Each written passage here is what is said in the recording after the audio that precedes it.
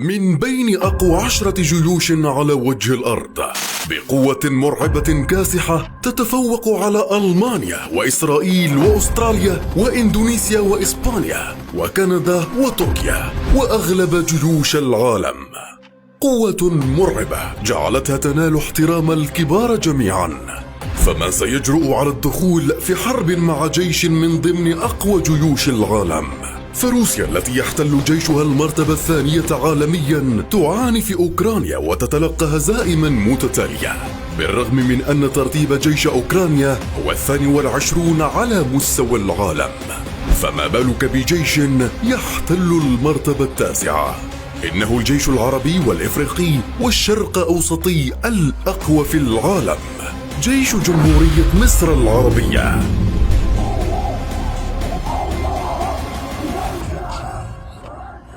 القوى الجوية. تمتلك مصر أكثر قوة جوية متنوعة في المنطقة كلها، بطائرات ميغا الروسية والرافال الفرنسية وF-16 الأمريكية، بعدد طائرات وصل إلى 1200 طائرة لتهيمن مصر وتحكم سماء الشرق الأوسط كله أكثر من إسرائيل حتى، بل أن مصر تملك ضعفي قوة إسرائيل الجوية بأكثر من 270 مروحية أباتشي قتالية، بالإضافة إلى طائرة كاموفكا 52 الروسية تمسح السماء التي كانت سببا في انتصارات الجيش الروسي في أوكرانيا، بالإضافة إلى 90 مطارا عسكريا موزعين حول كافة أنحاء مصر من الصعيد للدلتا لسيناء. فإن قامت أي حرب في الشرق الأوسط ستكون مصر قادرة على تنفيذ هجوم جوي كاسح على أي عدو مهما كان.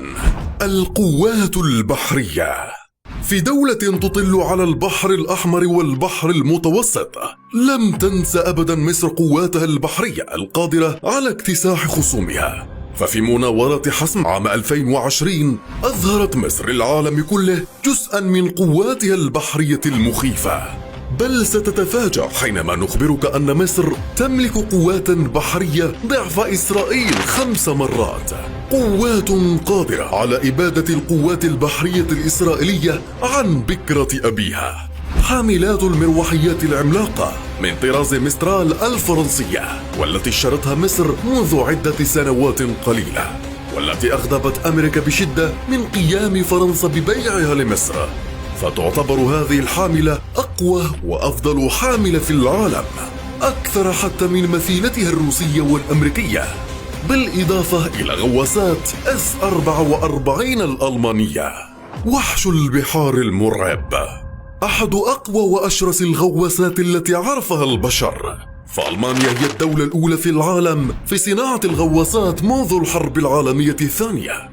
ولكن تخيل أن تستورد مصر من ألمانيا غواصاتها وتقوم بتعديلاتها، ويتفوق جيش مصر على جيش ألمانيا العظمى في القوى العسكرية، بالإضافة إلى سفن وطربدات متطورة بما يقرب من 350 قطعة حربية بحرية كاسحة، محصنة بكل أنواع الصواريخ المدمرة مثل منظومة صواريخ هاربون الأمريكية، فصاروخ منها قادر على تدمير سفينة ضخمة مثل هذه السفينة التي شاطرها لنصفين، بل إن عدة صواريخ قليلة منها قادرة على تدمير ميناء كامل وتحويله لبقعة من الجحيم، ويصل مداه إلى 230 كيلومتر.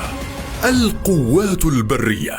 إن بحثت على جوجل ستجد تدريبات منذ سنوات عديدة تجمع القوات البرية للجيشان الأمريكي والمصري، فمصر تملك أحد وأخطر القوات البرية في العالم كله، والذي يحتل المرتبة الخامسة خلف روسيا وأمريكا وكوريا الشمالية والصين، وهي القوة الأخطر في المنطقة وقادرة على اكتساح إسرائيل في أقل من ساعة واحدة، ب5,000 دبابة و15,000 مدرعة و1300 مدفعية ذاتية الدفع قادرة على تدمير أي عدو طائر، و4,000 مدافع ونواجم صواريخ متنوعة، وجهاز كامل مجهز للحرب الإلكترونية العسكرية. قاعدة برنيس العسكرية على ساحل البحر الأحمر بالقرب من الحدود الدولية الجنوبية شرق مدينة أسوان، على مساحة 150 فدان، ب3 قواعد مجتمعة في قاعدة واحدة، برية وجوية وبحرية، تحمي القاعدة حدود مصر الجنوبية من أي خطر ممكن، بمطارات عسكرية ومدينة وميناء ضخم، هي الأكبر والأخطر في إفريقيا.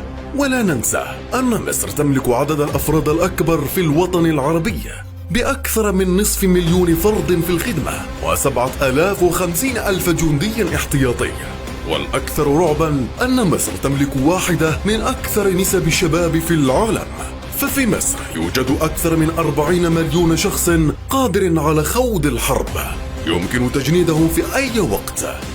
فالجيش الذي هزم وسحق إسرائيل منذ 50 عام قادر الآن على سحق أي عدو يجرؤ على الاقتراب منه. يا رجال ما بدي بالإجابة، ولا يمحي العار إلا النار اللهابة، إلا بالنار والمدفع والدبابة.